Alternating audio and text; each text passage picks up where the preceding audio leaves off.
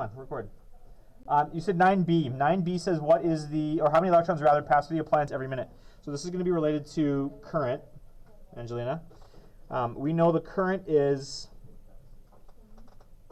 20 amps, which is 20 coulombs of charge per second.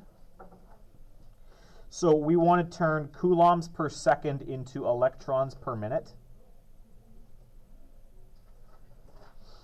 So the easiest way to do this is to turn this thing into, so I got 60 seconds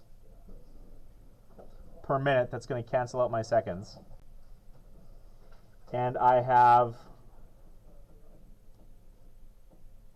1 electron is 1.6 times 10 to the negative 19 coulombs. We're just converting units like we did before, right at the very first chapter we looked at unit conversions. That's what we're doing here. So my coulombs are going to cancel, my seconds are going to cancel, and I'm going to get a monstrous number here. Let's make sure we're actually right. 20 times 60 divided by 1.6 times 10 to the negative 19. I get 7.5 times 10 to the 21, which is what we're looking for. Electrons per minute. Cool? Okay, anybody else?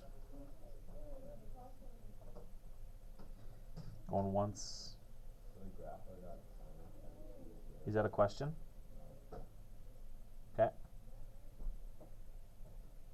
Like for 10b you're talking there? Well, they said, yeah, the answer they gave was 20 plus or minus a half, so 20.2 would certainly fit in with that range. Yeah, but was the answer like exactly 20?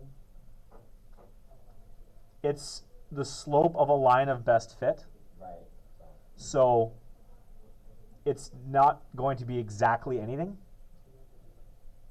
but the line of best fit should be around 20, and then we gave it within half. I would probably be a little bit more generous. I would probably say anywhere between 19 and 21 would be an acceptable slope,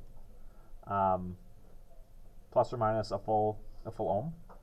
But yeah, you should be able to, if you're drawing a line of best fit the way I taught you to draw a line of best fit, assuming you've plotted your data properly, you should all get around 20 ohms, give or take an ohm. Anything else from those 10 questions? Going once, twice. Okay, I told you guys that you were going to need computers today. Get your computers out. Get your computers out. If we need to go raid either Shapansky's room or Easton's room, we got to pull out a full-on raid. It's our turn. Here's what I want you to do. Flip the page in your notes to this. It says Series and Parallel Circuits Simulation. You guys are going to have the opportunity to play with some circuits without worrying about breaking anything. Yeah, see, I know, but it's like you gotta be a little safe before we get a little reckless. So grab your computers, those of you. I'm going to show you all what we're going to do, and then we'll go get computers for those of you who need. So you are going to, it says there to open the FET, okay guys, it says there to open the FET Simulation Circuit Construction Kit. There are actually two. If you Google Circuit Construction Kit, you will, very slowly, because I have lots of tabs open, the first set is the Circuit Construction Kit DC, FET Interactive Simulations. This is the one that you want. The other one is the AC. You don't want the AC. AC is a lot more complicated. You're not going to be learning about AC circuits unless you do a full-on electrical engineering degree at some point in your future. So you're going to open up the DC construction kit. Yep, there is. It's true. We're going to get this guy going here.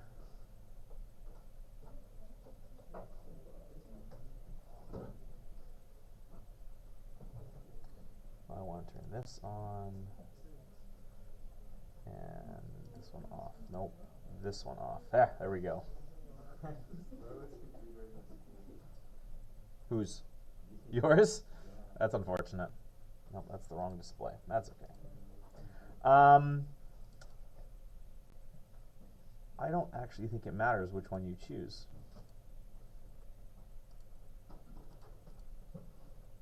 The only difference between the intro and the lab,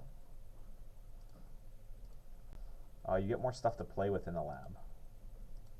You want DC? Yes, you want DC. Okay, and open the lab. Why not? Let's go to the lab. Full send. Let's do the real stuff. Play with some more stuff. And it'll give you something that looks like this. Are we all kind of here? No. Yeah. If you have a computer, we're still waiting for computers to load? Okay. On the side here, these are all of the items that you can use to build your circuit. We got wires, batteries, light bulbs, resistors, and switches. And more. Wires, always more wires. A fuse, a battery, light bulb, and a resistor. Why there are multiple bulbs, I don't know. Wire again, a dollar bill. Like, why is there so many duplicates? You know what? Forget it. Let's go back to the intro. We always get wire. I don't know why we always get wire. No, let's go back to the lab. Okay. Yeah, we also have a dog. If you want to throw a dog in your circuit, you're welcome to throw a dog into your circuit. Yeah, the dog might die. Right here, you've got an option to either use the fun little, hey, look, there's a battery, or you can use the schematic notation that I gave you guys yesterday. Which would you recommend? I'll let you play. You can use whichever you choose. There is, later the questions will guide you through something that might help you decide which one to use. But you can build the whole thing without, you want to turn this. Ta-da, we have a light bulb. Okay. You can have the values listed here, so that's a 9-volt cell. If you double click on these things, you can change. Maybe you want to increase the voltage. We want a 120 volt battery, maybe. You can change the polarity of these things. You can see that changes the direction of the current, or we can just get rid of it entirely. Okay.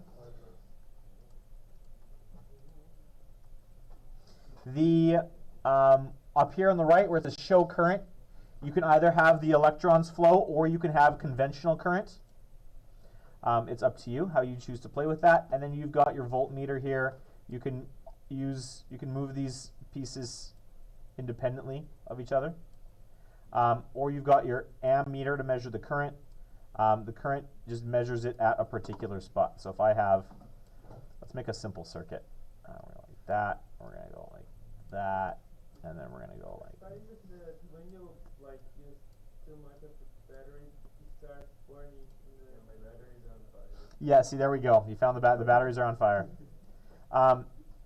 The ammeter, you just put the crosshairs over top of the wire wherever you want to test the current.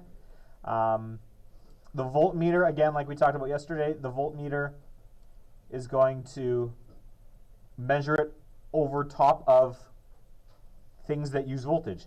So if I use my voltmeter here, if in this particular wire,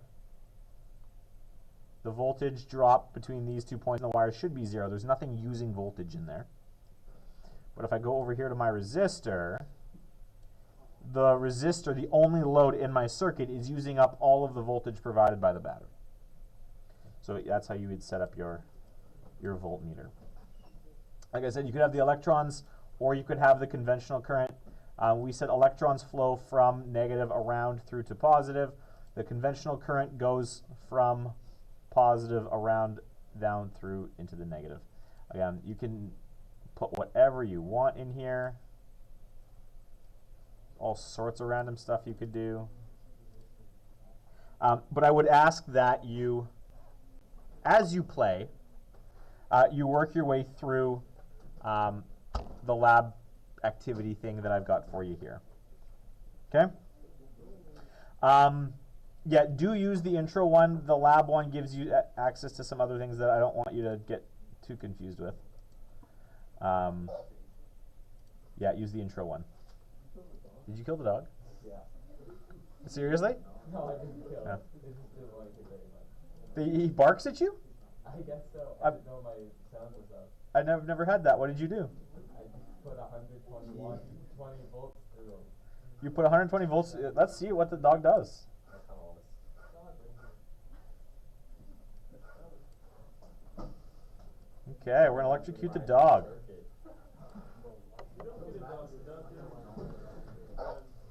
Okay, and we want the and do turn the values on. Okay, so the resistance in the dog is 100,000 ohms. Let's crank up the voltage on the dog. Dog doesn't like that.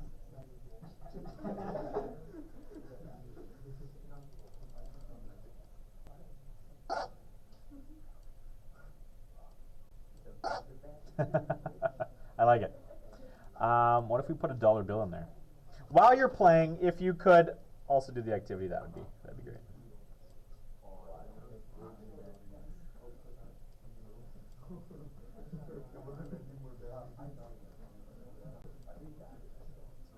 Interesting. Okay, here you go. If you need a computer, we're gonna send you guys upstairs to. I'll just call Shapansky's room. Shapansky.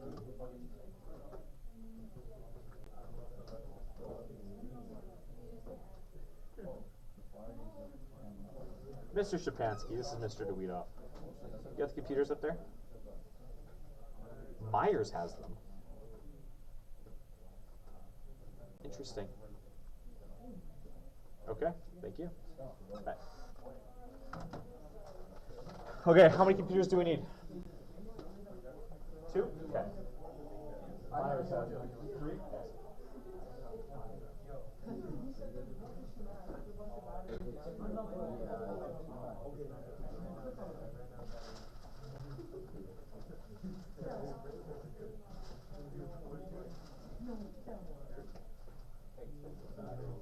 Yes.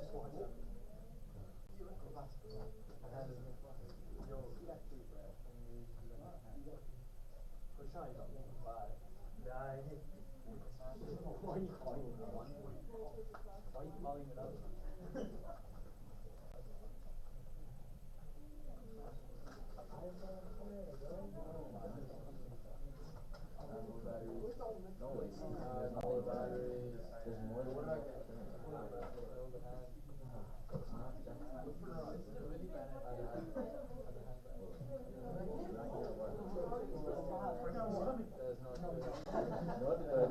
Not good. You know what that means, Andy?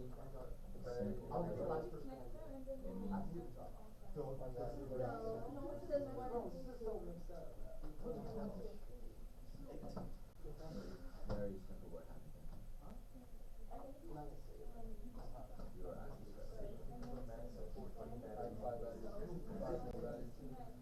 Cinco más? C'est beaucoup.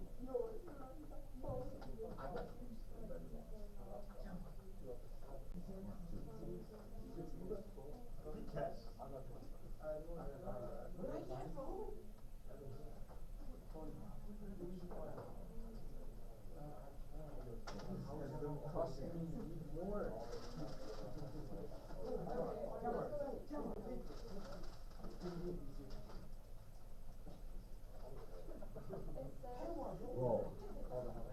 Wait, does it dollar?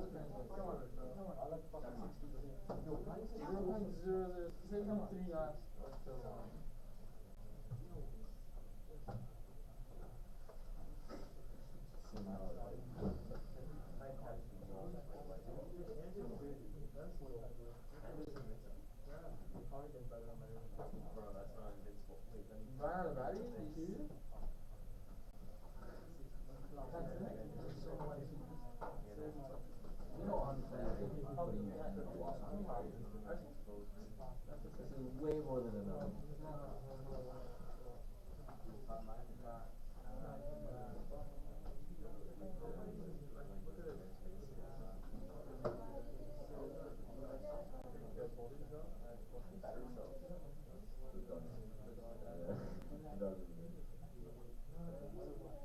it's simple. Listen, this is 100,000.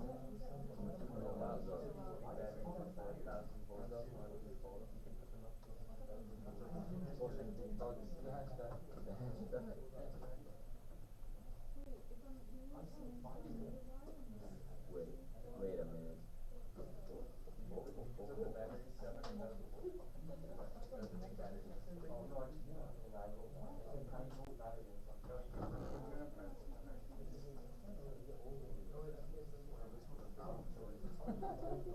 Okay. Ken, Joe, you're gonna have to keep sharing with Manuel.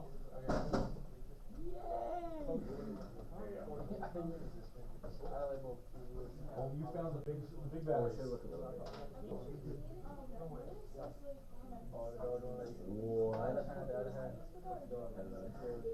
Disconnect the batteries.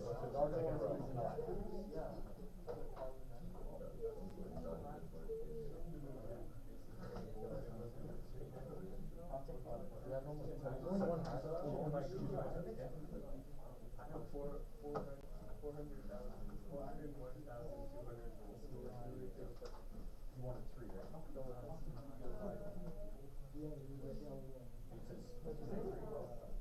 Like 3 individual cells.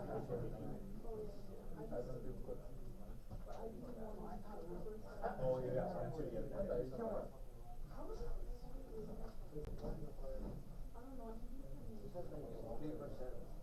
What, how many percent?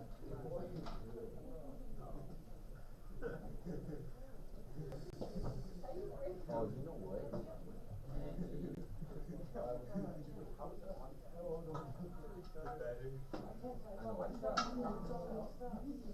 There you go. There you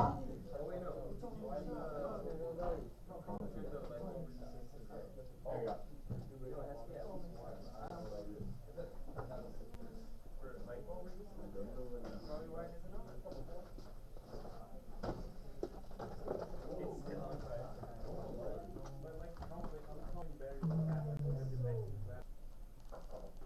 What did you guys find?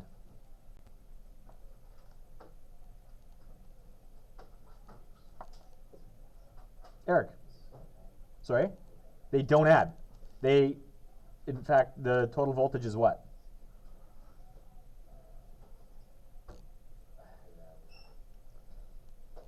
What was the total voltage in, so if I had 3 9-volt batteries attached in parallel, what did you guys find the voltage to be? Sorry? In parallel. We did this, right? Did we actually do it? Question said, attach 3 identical cells in parallel. So let's attach 3 identical cells in parallel. 1, 2, 3.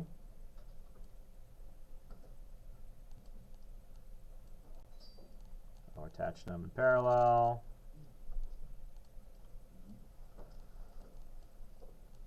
Yes, you are is profound. It made a letter E. So what's the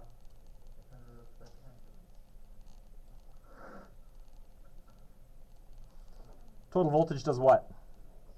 Not only do they not add, the total voltage is what?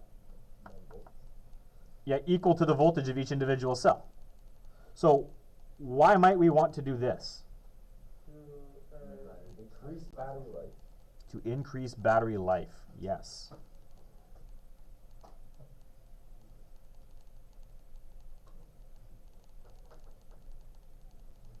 Cool. I had you guys draw, or it said to I asked you guys to draw a, or construct and then draw a simple circuit. Did we have any issues with this? Okay. If we have no issues with this, I wanted you to do a few things. I wanted you to note the brightness of the bulb, observe the electrons as they move through the circuit. In the simulation, the light bulb has a default resistance of 10. Wires have a resistance basically of 0. Do the electrons move at different speeds throughout? Explain why or why not. Gurkir and I kind of talked about this in front of the class. What did you guys find? Do the electrons move at different speeds when moving through different areas of the circuit? No. Are we cool with why that is? This is the part that Gurkir and I were kind of talking about in front of the class. Why? This is the fundamental piece, right? So why are the electrons even moving? Because there's a circuit that's forcing them to move. The circuit's not forcing them to move. The circuit's just providing them a place to go. Nowhere along the wire is there anything forcing the electrons ahead? Current. What is the current's just flowing charge? What causes the current to happen? Oh, I think they are like the other electrons are negative, so they can like stack together. Correct. So they push each other to the direction that they go into. Right. So the circuit just provides the electrons that are repelling each other a place to go. So as the electrons flow, if they encounter a place of high resistance, it's going to slow. What are we doing, Manuel? I'm filling the water bottle. With the computer. He's Okay. on the In a circuit, you got the electrons that are repelling each other. When they hit an area of high resistance, they slow down there. So what does that do to all of the electrons that come behind? Slows them down. Because they're being repelled by what's coming ahead that's been forced to slow down. What happens to the electrons once they get out of the area of high resistance? Why are they slowing down?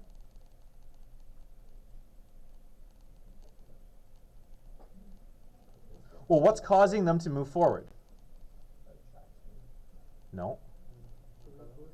The repulsion of what's coming behind.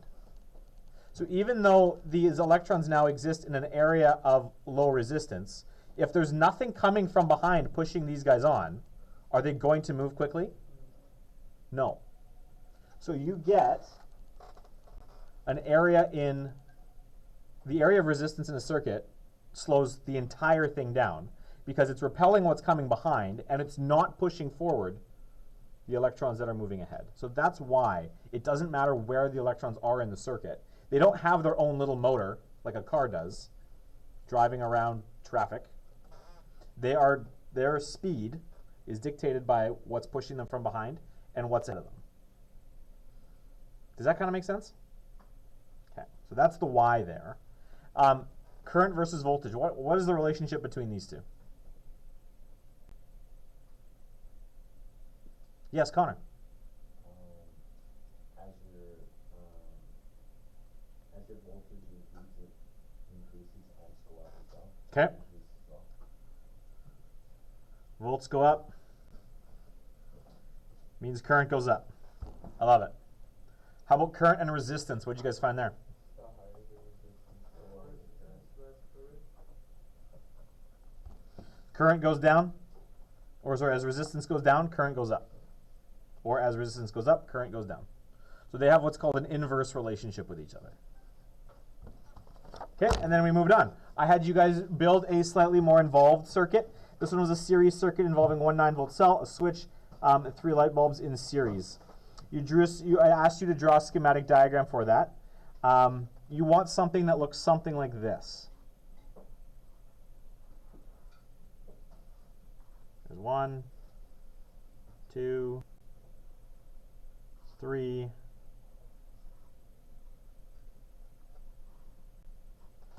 There's my diagram, something that looks like that. The light bulbs all had a default resistance. They were all the same. What did you find as you measured the voltage in each one of the light bulbs? This one, light bulb 1, light bulb 2, light bulb 3. This is 9 volts. The voltage is the same in all the light bulbs and the current too. Yeah, so assuming that you left the resistances all the same, you would have found that this voltage, the total voltage provided by the battery was 9 volts. What were these values? They were all the same and they were all 3. It's like the circuit that we did with the 3 batteries, like the same as the 1 3 batteries. Because, I don't know exactly. Maybe it's like speaking something, but it's probably. How about the current? What did you find the current to be everywhere? I changed my resistance. Okay, we'll get to yours in a second. Sorry? 0.3 everywhere? Even in the battery? Connor, you use different values for the resistance in the light bulbs. What were your values for voltages? Oh no, I got 0.3. No, Sorry. values for the voltages. No, But you said you changed the resistance. something else is in the wrong thing. No, you're looking at the wrong thing. That doesn't help us. Did anyone change the voltage on? Yeah, Tanjo. 1.914. Oh, 1.9 volts. Your second one was 1.15, and your third one 5.14. What was your 9.4? 1.9, 1.15, and 5.94. What was the voltage you had in the battery? What do these three numbers add up to? So what does, by changing the resistance, we actually see a little bit more of what's going on here. How do voltages behave, or voltage drops is what these things are. They're objects that are using up voltage. How do they behave in series?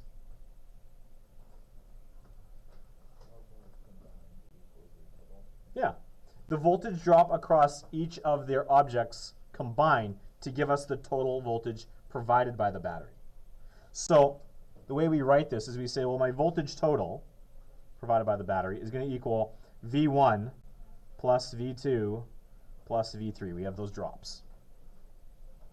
What do we know with the current?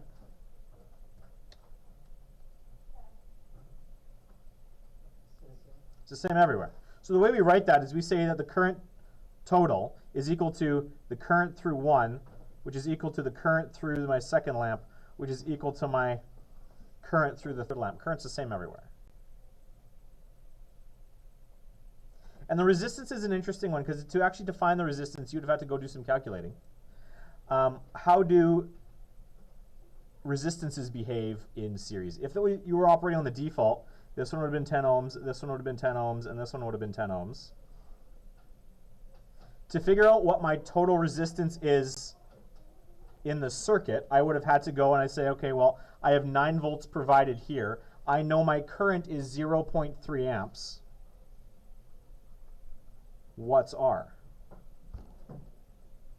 Well, we know that resistance is equal to V equals I times R, so R equals V over I.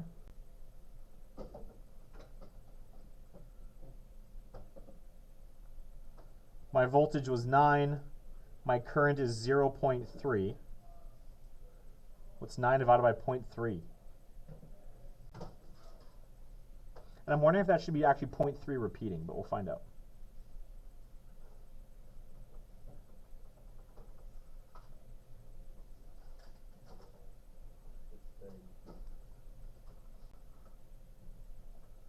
So how do resistances behave in series? If I've got 3 light bulbs connected one after the other, how does their individual resistances relate to the total resistance provided by the circuit?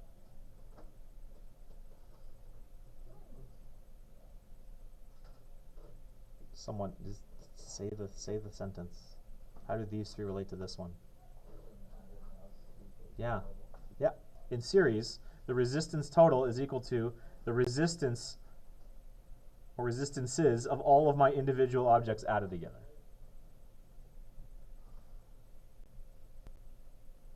This is what I was hoping you guys would just kind of stumble upon as you went through this activity. Parallel circuit did what? What did we find? Some stuff. Yeah, that's not helpful. So we've got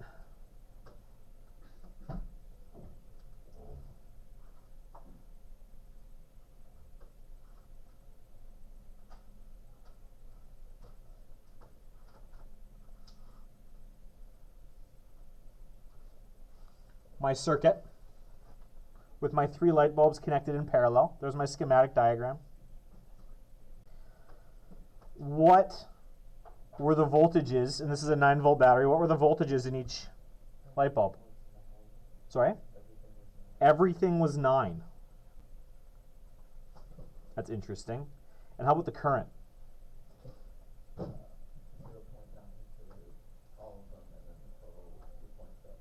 0.9, 0.9, 0.9, and 2.7. Yes, sir. Mine was really weird. One of mine was 9 and all the two were 4.5. Did you change the resistances? No. Then you did something weird. What that means is you didn't have 3 light bulbs in parallel. You had 1 in parallel and 2 in series.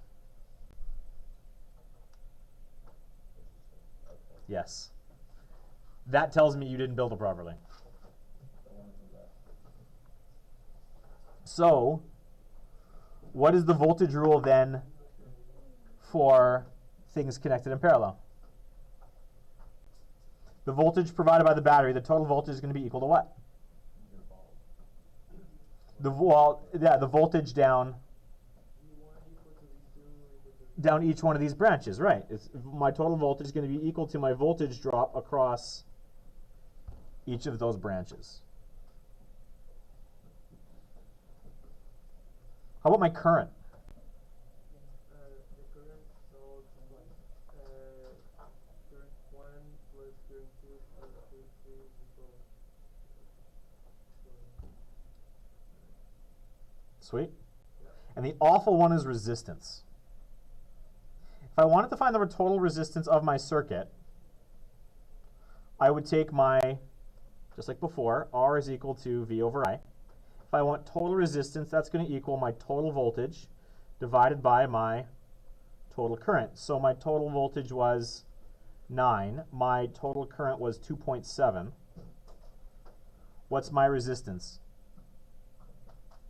My total resistance for the circuit. 3.3 repeating. And we started with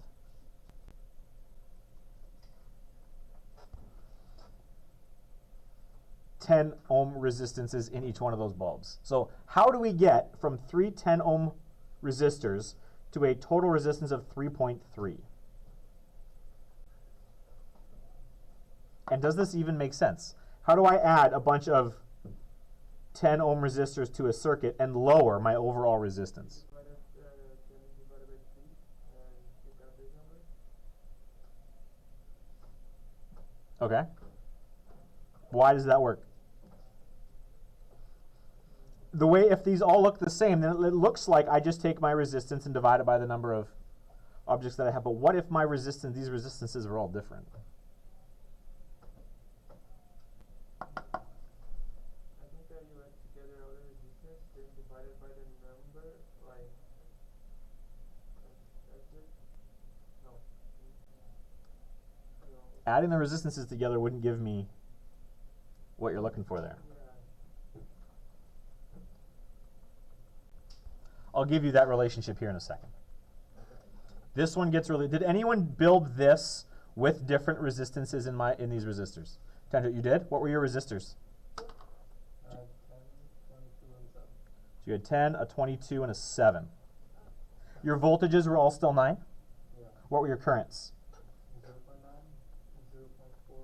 0.41, Sorry, 0.9, 9, 0.41, 1.29, 1.29, and your total was? 2.59, This is current. Sorry, say that number again. 2.59. 2.59. So we still see that my currents are adding together. Let's redo this calculation with Tanjot's numbers. The total resistance, RT, is going to equal my total voltage, which was still 9, right? Yes. Okay. Divided by 2.59. What's our total resistance? 3.47.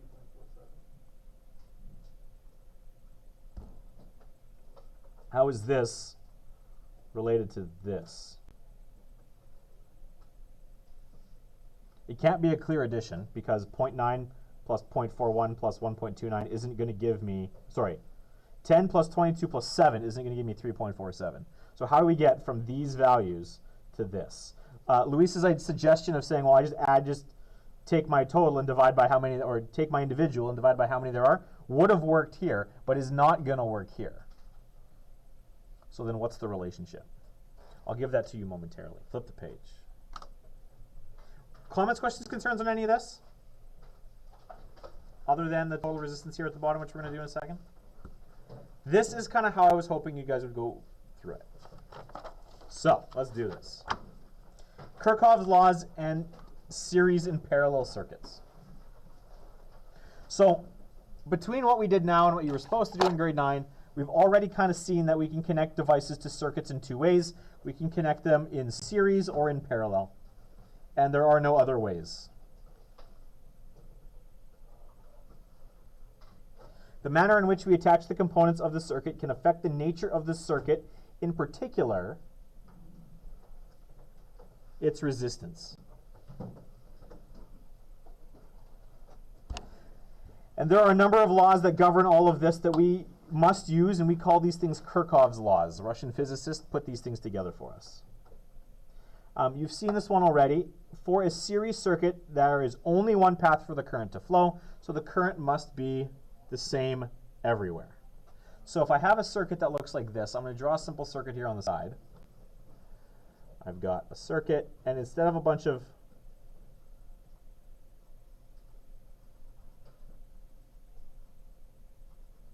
light bulbs, I'm just going to draw resistors because they're easier.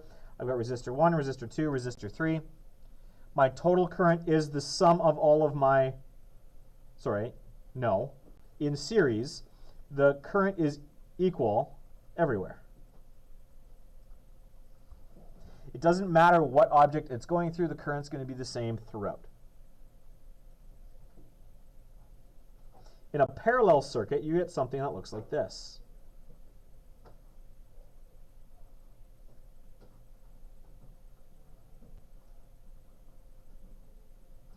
That's resistor 1, resistor 2, resistor 3. We found already, doing the activity you guys just completed, that my current here, I total, is going to equal what?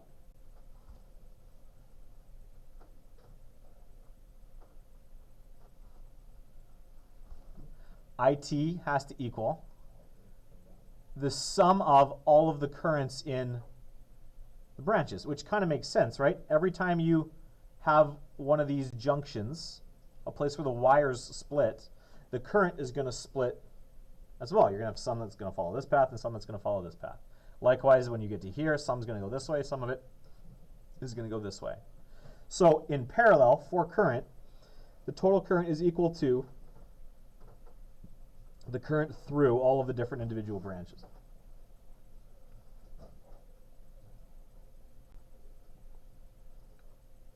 So in a series circuit, the current must be the same. And in a parallel circuit, the currents flowing through each pathway add.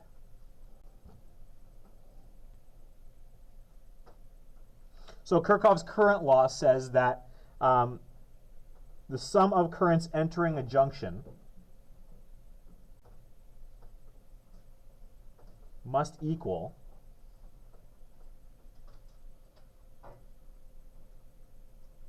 the sum of the currents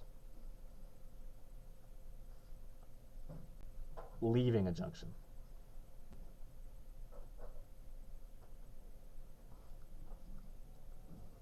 What goes in here must be the same thing that comes out here. What goes in here is the same thing that has to come out here. They got to add. So that's the current law.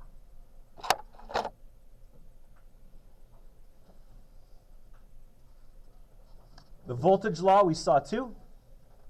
Kirchhoff's voltage law stated the sum of the potential differences in a circuit must add to 0.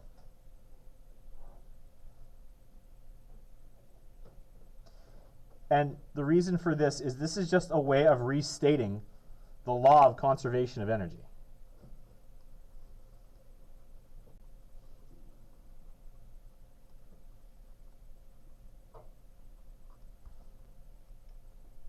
Where you've got the energy provided by the cells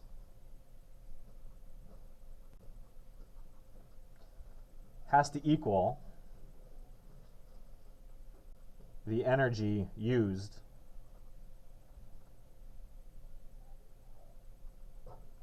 by the loads. And the load could be a resistor, the load could be a light bulb, load could be anything.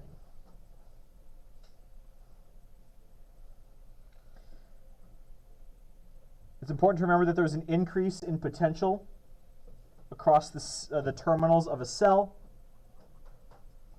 and that there is a decrease in potential across a load. Just a restatement of what I've just written.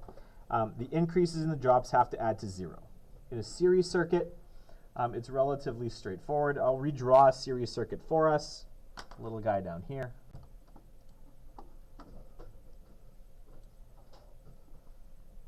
So I've got something that looks like this.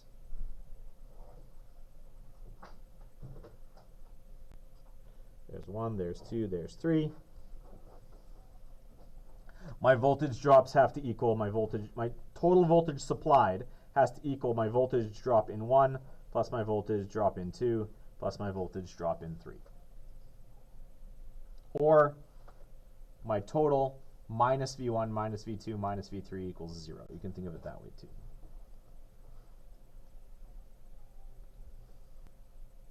So we've got the current law, we've got the voltage law for series. Flip the page when you're ready. We'll do the voltage law for parallel. I should have put that blank page somewhere else. I don't know why that's snuck in here. For a parallel circuit, we've seen it already. A parallel circuit looks like this.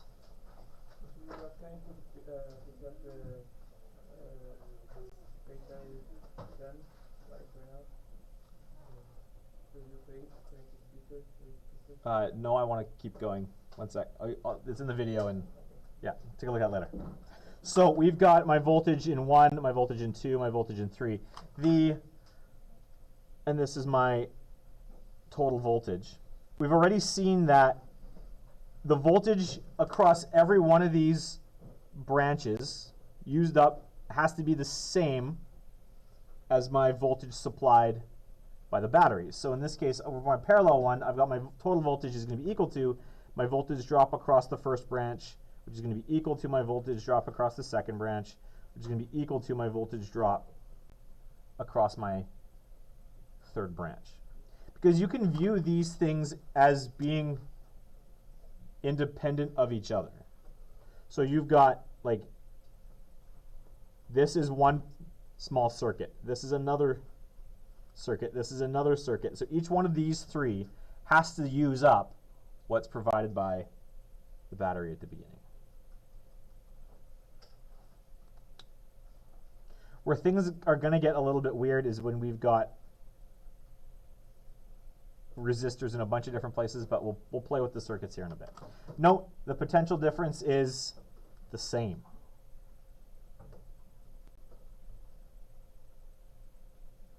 Across parallel branches.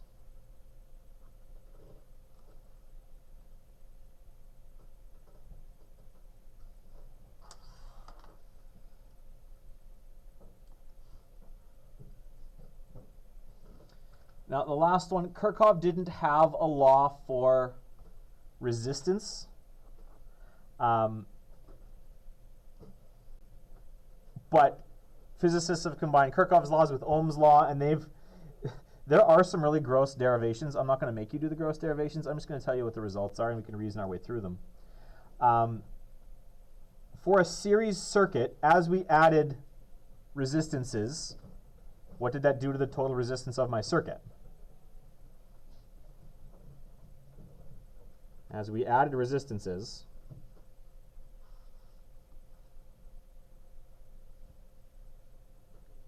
our total did what?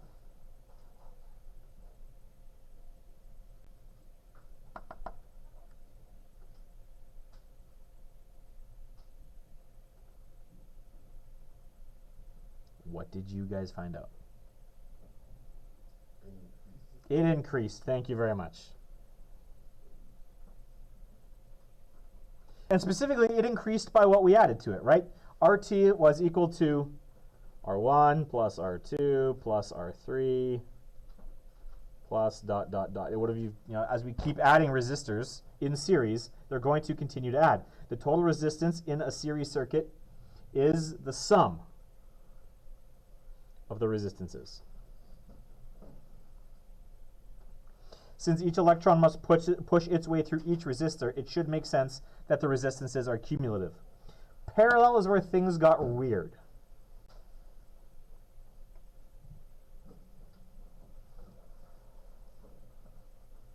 As we added resistors in parallel,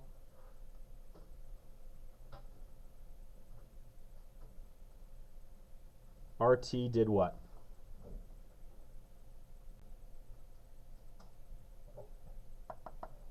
Sorry? It dropped or decreased.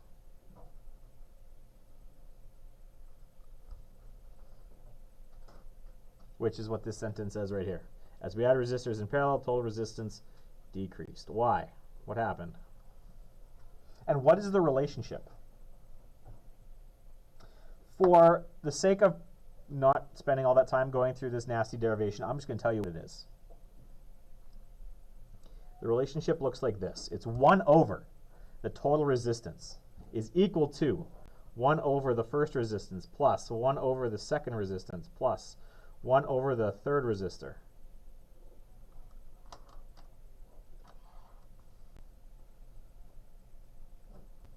So I could rewrite this and make it look like this. RT is equal to 1 over R1 plus 1 over R2 plus 1 over R3, which we were never going to come up with looking at tangent values.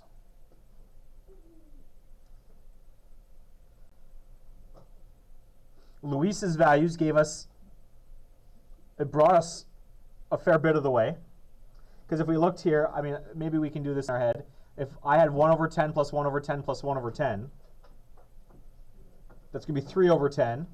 And then 1 divided by 3 over 10. When I divide by a fraction, I multiply by the reciprocal. So instead of having 1 over 3 over 10, it's going to be 10 over 3, which is exactly what Luis said it should be. I take what each equal resistor is, and I divide it by the number of resistors. That works in that very specific case where all the resistors are exactly the same.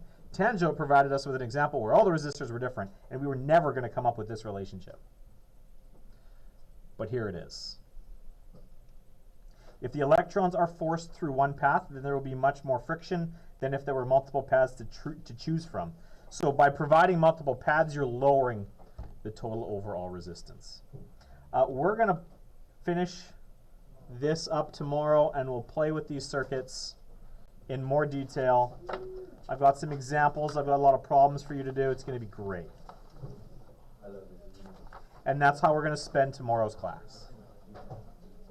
When the bell goes, you may also go. If you did not finish playing with the circuit constructor kit, that's your homework.